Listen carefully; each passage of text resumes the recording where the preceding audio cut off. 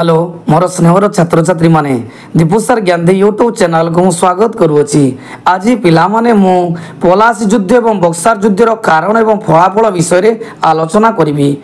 मन रखि तो पिला माने एई विषय दुईटी साधारणतः +3 हिस्ट्री ऑनर्स एवं +3 हिस्ट्री इलेक्टिव रे आसीता ता सहित ए विषयटी अष्टम श्रेणी एवं विभिन्न कॉम्पिटिटिव एग्जाम रे ए विषयटी सबुले आसीता एवं आज पिला माने ए भिडियोटे मु तुम सहित ए युद्धर पलासी एवं बक्सार युद्धर कारण एवं फलाफल संबंध रे पुंखानुपुंख भाव में आलोचना करी। पिला माने वर्तमान आम पलासी युद्धर कारण फलाफल विषय आलोचना करवा। मन रखता जी 6 पॉइंट रही मु सब पॉइंट रे अंडरलाइन कर देछि जहाद्वारा कि तुमको नोट बनवाई किसी असुविधा हेनी एवं परीक्षा छुआ थरे पढ़ी तुम आराम से परीक्षा लंग क्वेश्चन लिखिपार। मन रखि तो 1757 जो पलासी युद्ध था यह भारत इतिहास एक मुख्य घटना रूपे परिगणित होता है कारण यही युद्धटी इंग्रेज मानकर प्रथम युद्ध था एवं यही युद्ध पर इंग्रेज माने पछकू चाह नथिले भारतर गोटे गोटे अंचल को समान अधिकार कर चली एवं यही पलासी युद्ध रणप्रांगण रे बंगर नवाब सिराजुद्दौला पराजय सहित इंग्रेज माने स्थापित करते इंग्रेज शासन भित्तिभूमि। पिला माने जो पलास युद्धर कारण फलाफल आलोचना करवा। वर्तमान पलास युद्ध थिला 1757 रही एवं से बंगर नवाब किए थे ना सिराजुद्दौला।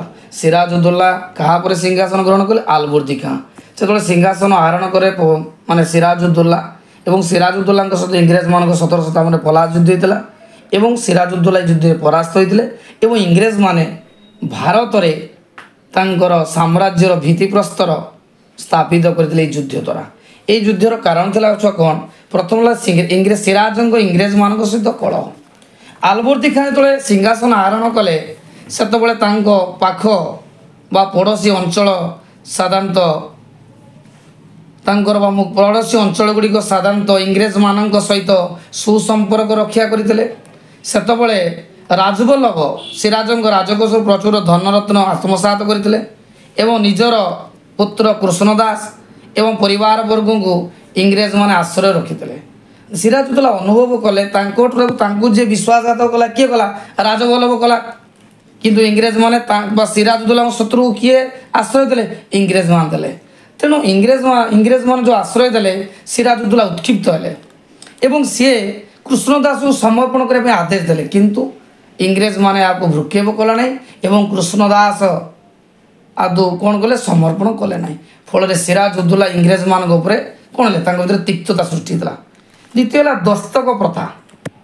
कंपानीर कर्मचारी माने दस्तकर अपव्यवहार करुले जेहेतु मोगल सम्राट 1716-1717 ईस्ट इंडिया कंपानी को बंगरे बिना शुल्क वाणिज्य कारबार पर अनुमति देते किंतु कंपानी कर्मचारी माने यार अपव्यवहार कले फल नवाब राजस्वर क्षति है एवं से सिराजुद्दौला कौन कले दस्तक प्रथा उच्छेद करते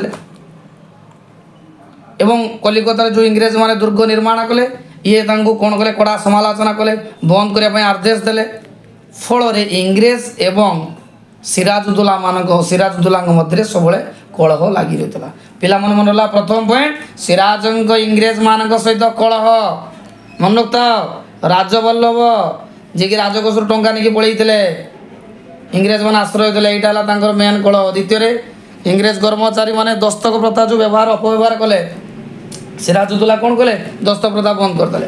तृतीय छुआला कंधकूप हत्या यहाँ बहुत इंपोर्टाट 3 मार्क व्यास बड़े से इंग्रेज मान कार्यकलाप मुग्ध हो क्षुब्ध हो दमन करने 1756 सिराज कासिम बजार इंग्रेज मान कार्यकलाप क्षुब्ध हो दमन करने 1756 जून मासरे युद्ध यात्रा करी सिराजुद्दौला कासिम बजार इंग्रेज दुर्गटी को अधिकार करते एवं यार मुख्य शासनकर्ता वाट्सन को बंदी करते।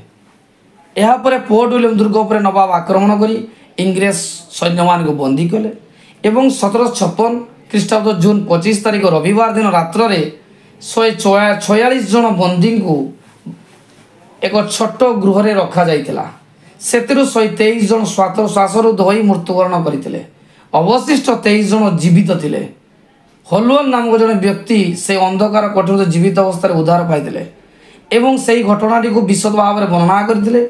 এই ঘটনা ইতিহাসে অন্ধকূপ হত্যা নামে পরিচিত। মনে তো ছুয়া যে সিরাজউদ্দৌলা রাজনৈতিক জীবনরে এই অন্ধকূপ হত্যা ঘটনাটি ইতিহাস প্রসিদ্ধ। মনে রখিথিব এই কোঠরে কেতে জন ଥିଲେ 146 জন ଥିଲେ। কেতে জন মরিলে 123 জন ছুয়া মরিলে। এবং কেবে ঘটনাটি ঘটিଥିଲା 1756 জুন 25। পরবর্তী অবস্থায় আউ গোটে পয়েন্ট তার হচ্ছে সে পলাশী যুদ্ধর ক্লাইভঙ্কর ষড়যন্ত্র। ক্লাইভ সিরাজଙ୍କ ସନ୍ଧି ଚୁକ୍ତିରେ ବିଶେଷ ସନ୍ତୁଷ୍ଟ ହୋଇପାରିନଥିଲେ। ସମଗ୍ର ବଙ୍ଗ ପ୍ରଦେଶକୁ ନିଜ ହାତମୁଠାରେ ରଖିବା ପାଇଁ ସିରାଜଙ୍କ ବିରୁଦ୍ଧରେ ଷଡ଼ଯନ୍ତ୍ର କରିବାକୁ ଲାଗିଲେ। ମନୋକ୍ତାଅ ସାଧାରଣତଃ ଇଂରେଜମାନେ ଟିକେ କୂଟନୈତିଜ୍ଞ ପ୍ରକୃତିର ଏବଂ ରବର୍ଟ କ୍ଲାଇଭ୍ ଜଣେ ଦ୍ରୁତ କୂଟନୈତିଜ୍ଞ ଥିଲେ ଏବଂ ସେ ଦେଖିଲେ ଯେ ସିରାଜଉଦ୍ଦୌଲାଙ୍କର ସେନାପତି ଥିଲେ ମିର୍ଜାଫର, ଯିଏକି ଜଣେ ସାମ୍ରାଜ୍ୟ ପିପାସୁ ଥିଲେ, ଲୋଭୀ ଥିଲେ, ନବାବଙ୍କ ପଦ ଚାହୁଁଥିଲେ। ତେଣୁ ତାଙ୍କ ସହିତ ସିଏ କ'ଣ କଲେ ନା ମିର୍ଜାଫରଙ୍କ ସହିତ ଚୁକ୍ତି କଲେ ଏବଂ ସିରାଜଉଦ୍ଦୌଲାଙ୍କ ମୃତ୍ୟୁ ପରେ ମିର୍ଜାଫରଙ୍କୁ ସିଏ ନବାବଙ୍କ ଆସନରେ ବସାଇବେ ବୋଲି ପ୍ରତିଶ୍ରୁତି ଦେଇଥିଲେ। ଫଳରେ ସିରାଜଙ୍କ ବିରୋଧରେ ଷଡ଼ଯନ୍ତ୍ର ସମ୍ପୂର୍ଣ୍ଣ କରିବା ପରେ 1757 ଫେବୃଆରୀ 9 ତାରିଖରେ ସ୍ୱାକ୍ଷରିତ ଚୁକ୍ତିକୁ ଅବମାନନା କରିଛନ୍ତି ବୋଲି ମିଥ୍ୟା ଅଭିଯୋଗ କଲେ ଏବଂ ହଠାତ୍ ଯୁଦ୍ଧ ଘୋଷଣା କରିଥିଲେ। ଏବଂ ଏଇଠୁ ଛୁଆ ଆରମ୍ଭ ହୋଇଥିଲା ପଲାଶୀ ଯୁଦ୍ଧ ଷ୍ଟାର୍ଟିଂ ହୋଇଥିଲା। ଏବଂ ଏହାପରେ ଭାଗୀରଥୀ ନଦୀ କୂଳରେ 1757 ଜୁନ୍ 23। ମନେ ରଖିଥାଅ ଯୁଦ୍ଧ କେବେ ହେଇଥିଲା? 1757 ଜୁନ୍ 23। ଆଉ ସେତେବେଳେ ଇଂରେଜ ଶାସକ ଥିଲେ କି ରବର୍ଟ କ୍ଲାଇଭ୍। ଯୁଦ୍ଧ ଆରମ୍ଭ ମିର୍ଜାଫର ଓ ରାୟଦୁର୍ଲଭ ସିରାଜଙ୍କ ବିଶାଳ ସୈନ୍ୟବାହିନୀର ପରିଚାଳନା ନକରି ଛିଡ଼ା ହୋଇ ରହିଥିଲେ। ନବାବଙ୍କ ହିନ୍ଦୁ ସେନାପତି ମୀରମଦନ ପ୍ରାଣମୂର୍ଚ୍ଛା ଯୁଦ୍ଧ କରିଥିଲେ ଏବଂ ଯୁଦ୍ଧ କ୍ଷେତ୍ରରେ ନିହତ ହୋଇଥିଲେ। ଦେଖ ମୁଁ ଆଉ ଥରେ ରିପିଟ୍ କରି କହୁଛି ଯେ 1757 ଜୁନ୍ 23ରେ ପଲାଶୀ ଯୁଦ୍ଧ ହୋଇଥିଲା। ସେନାପତି ଥିଲେ କିଏ? ମିର୍ଜାଫର ଆଉ ରାୟଦୁର୍ଲଭ, ଯେଉଁମାନେ ଇଂରେଜମାନଙ୍କ ଅଧୀନରେ ଥିଲେ ଏବଂ ସିରାଜଉଦ୍ଦୌଲାଙ୍କ ପଛରେ ଷଡ଼ଯନ୍ତ୍ର କରୁଥିଲେ। ଏବଂ ହିନ୍ଦୁ ସେନାପତି ମୀରମଦନ ପ୍ରାଣମୂର୍ଚ୍ଛା ଯୁଦ୍ଧ କରିଥିଲେ, ଶେଷରେ ମୃତ୍ୟୁବରଣ କରିଥିଲେ। ଏବଂ ନବାବଙ୍କ ଅନ୍ୟ ଏକ ସେନାପତି ମୋହନଲାଲ ସିଏ ମଧ୍ୟ ବୀରତ୍ୱର ସହିତ ଯୁଦ୍ଧ କରି ମଧ୍ୟ ବନ୍ଦୀ ହୋଇଥିଲେ। ଏବଂ ମିର୍ଜାଫର ସାଧାରଣତଃ ମୋହନଲାଲଙ୍କୁ ମଧ୍ୟ ଯୁଦ୍ଧ ନ କରିବା ପାଇଁ ଆଦେଶ ଦେଇଥିଲେ, ତଥାପି ସେ ଯୁଦ୍ଧ କରିଥିଲେ। ଏବଂ ପରବର୍ତ୍ତୀ ଅବସ୍ଥାରେ ମୋହନଲାଲଙ୍କୁ ଯୁଦ୍ଧ କ୍ଷେତ୍ରକୁ ଡକାଇବାରୁ ସେ ବାଧ୍ୟ ହୋଇ ଫେରି ଆସିଥିଲେ। ଫଳରେ ସୈନ୍ୟମାନେ ସେନାପତିଙ୍କ ପ୍ରତି ଛତ୍ରଭଙ୍ଗ ହେଲେ। ଏଭଳି ପରିସ୍ଥିତିରେ ନବାବ ଜୀବନ ଭୟରେ ପଳାୟନ କଲେ। ମନେ ରଖିଥାଉ ଛୁଆ, ଏଇଠି ଥିଲା ମିର୍ଜାଫରଙ୍କର ଗୋଟେ ଷଡ଼ଯନ୍ତ୍ର ଥିଲା ଏବଂ ମୋହନଲାଲ ଯିଏକି ସିରାଜଉଦ୍ଦୌଲାଙ୍କର ବିଶ୍ୱସ୍ତ ଥିଲେ, ଯେତେବେଳେ ସେ ଯୁଦ୍ଧ କରୁଥିଲେ ମିର୍ଜାଫର ତାଙ୍କୁ ଯୁଦ୍ଧ ନ କରିବା ପାଇଁ ଆଦେଶ ଦେଇଥିଲେ, କିନ୍ତୁ ସେ ମାନିନଥିଲେ। ପରବର୍ତ୍ତୀ ଅବସ୍ଥାରେ ଯେ ମିର୍ଜାଫର ନବାବଙ୍କ ଦ୍ୱାରା ମୋହନଲାଲଙ୍କୁ ଯୁଦ୍ଧ କ୍ଷେତ୍ରରୁ ଡକାଇବାରୁ ସେ ବାଧ୍ୟ ହୋଇ ଫେରି ଆସିଲେ। ଫଳରେ ସୈନ୍ୟମାନେ ସେନାପତିଙ୍କ ପ୍ରତ୍ୟାବର୍ତ୍ତୀ ଛତ୍ରଭଙ୍ଗ ଦେଲେ। ଏଭଳି ପରିସ୍ଥିତିରେ ନବାବ ଜୀବନ ଭରେ ପଳାଇଗଲେ। ଫଳରେ ପଲାଶୀ ଯୁଦ୍ଧର ଅବସାନ ଘଟିଲା ଏବଂ ସିରାଜଉଦ୍ଦୌଲା ବାଟରେ ମିର୍ଜାଫରଙ୍କ ପୁଅ ମୀରଙ୍କ ହାତରେ ଧରା ପଡ଼ିଲେ ଏବଂ ପରେ ତାଙ୍କୁ ହତ୍ୟା କରାଯାଇଥିଲା। ଏବଂ କ୍ଲାଇଭ୍ ପଲାଶୀ ଯୁଦ୍ଧରେ ବିଜୟ ହୋଇ ମିର୍ଜାଫର ବଙ୍ଗର ନବାବ ପଦ ଅର୍ପଣ କରିଥିଲେ। ଦେଖ ଛୁଆ, ମନେ ରହିଲା ଯେ ପଲାଶୀ ଯୁଦ୍ଧ କାରଣର ପ୍ରଥମ ପଏଣ୍ଟ କହିଲି ସିରାଜଙ୍କ ଇଂରେଜମାନଙ୍କ ସହିତ କଳହ, ଦ୍ୱିତୀୟ ହେଲା ଦସ୍ତକ ପ୍ରଥାର ଉଚ୍ଛେଦ, ତୃତୀୟ ହେଲା ଅନ୍ଧକୂପ ହତ୍ୟା, କ୍ଲାଇଭ୍ଙ୍କ ଷଡ଼ଯନ୍ତ୍ର ଆଉ ପଲାଶୀ ଯୁଦ୍ଧ କେବେ ହେଇଥିଲା? 1757 ଆଉ ଜୁନ୍ 23। ମନେ ରଖିଥିବ ଯେ ଦୁଇ ଜଣ ସେନାପତି ଯିଏକି ସିରାଜଉଦ୍ଦୌଲାଙ୍କ ସପକ୍ଷରେ ଯୁଦ୍ଧ କରିଥିଲେ, ଗୋଟେ ମୋହନଲାଲ ଆଉ ଗୋଟେ ମୀରମଦନ, କିନ୍ତୁ ଆଉ ଦୁଇ ଜଣ ରାୟବାହାଦୁର ଆଉ ରାୟଦୁର୍ଲଭ ଆଉ ମିର୍ଜାଫର ବିଶ୍ୱାସଘାତକତା କରିଥିଲେ। ଫଳରେ ସିରାଜଉଦ୍ଦୌଲା ମିର୍ଜାଫରଙ୍କ ପୁଅ ମୀରଙ୍କ ହାତରେ ଧରାପଡ଼ି ମୃତ୍ୟୁବରଣ କରିଥିଲେ। ପଲାଶୀ ଯୁଦ୍ଧର ଫଳାଫଳ ଯିବା ଦେଖ, ଫଳାଫଳ ବହୁତ ଗୁରୁତ୍ୱପୂର୍ଣ୍ଣ। କାରଣ ଏ ପଲାଶୀ ଯୁଦ୍ଧ ଥିଲା এই পলাশ যুদ্ধ পরে বঙ্গদেশের ইংরেজ মানে ক্ষমতা বিস্তার কলে এবং মির্জাফরଙ୍କୁ সাধারণতঃ কূটক বা ক্রীড়া পুতଳିকা ভাবে ব্যবহার কলে এবং তাঙ্কু নবাব হিসাবে কোন কলে বঙ্গরে বসাইলে। द्वितीयतः पलाश युद्ध पर इंग्रेज माने बंगर समस्त वाणिज्य चलाइले एवं बणिक कोठी माने निर्माण कले। तृतीयतः पलाश युद्ध पर इंग्रेज माने निजर क्षमता प्रयोग करी अन्य यूरोपीय शक्ति मान को बंगभूमि चिरदिन तोड़ी देते। चतुर्थतः पलाश युद्ध में शासन नैतिक अधपतन देखा देता। मिर्जापुर लोक मैंने देशद्रोही प्रतारक रूपे घृणा चक्षु देखिले। फल इंग्रेज माने परवर्ती अवस्था मिर्जापुर शासन बहिष्कृत करते। देख पिला माने बक्सार युद्धर कारण फलाफल समुद्र आलोचना बर्तमान करवा। बर्तमान प्रथम है छुआ बक्सार युद्ध कौ मसीह ना 1764 मसीह मन रखियो। पलासी युद्ध पर बंगर राजनैतिक अवस्था द्रुत परिवर्तन घटी। अर्थनैतिक शोषण सहित बंगर नवाब को क्रीड़ा पुतलिका करने ईस्ट इंडिया कंपानी कर्मकर्ता माने चेष्टित होते एवं से माने प्रथम पलासी युद्ध पर इंग्रेज माने मिर्जापुर को नवाब करते किंतु एते मात्रा रे से अर्थ शोषण कले जे मिर्जापुर मध्य इंग्रेज मान को असंतुष्ट हेले।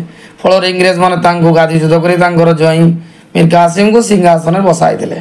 किंतु मीर कासिम जड़े स्वाधीन चेता युवक थे। सी अनुभव कले जे इंग्रेज मानकर कार्यकलाप प्रति से संतोष प्रकाश कलेनी एवं मीर कासिम जानी पारिथिले जे इंग्रेज माने केवल नवाब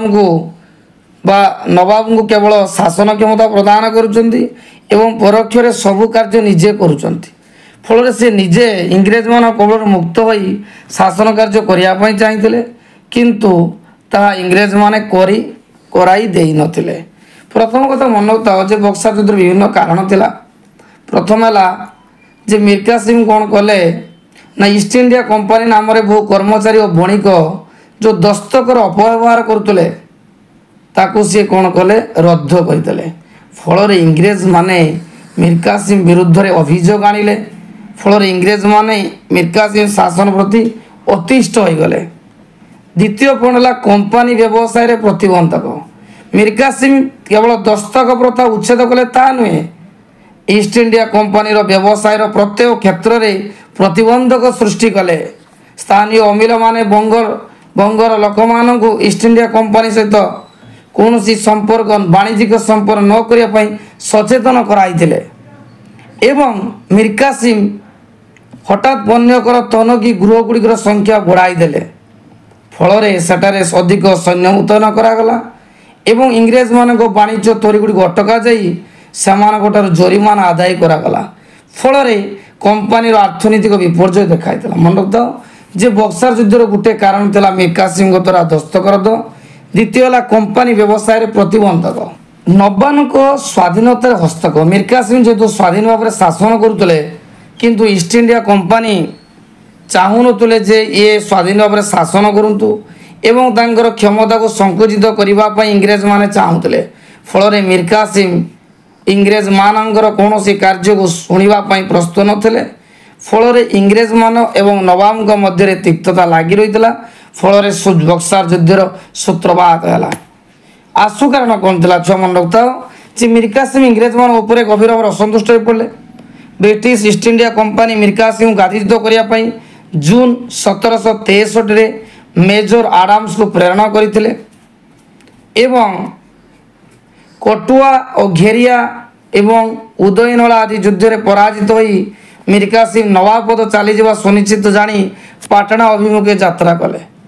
फल इंग्रेज माने पाटना ठारे बंदी फल कौन है ना मीर कासिम पाटना रे बंदी किसी इंग्रेज मान को हत्या निर्देश देते। निर्देश सुमुन नामक जड़े दुर्दश जर्मानी सैनिक इंग्रेज माने बंदी गृह में अग्नि संयोग कर ध्वंस कर दारुण दुसंपाद व्यतीत East India company Mir Qasim को उपयुक्त शिक्षा देवाई मनस्थ कले।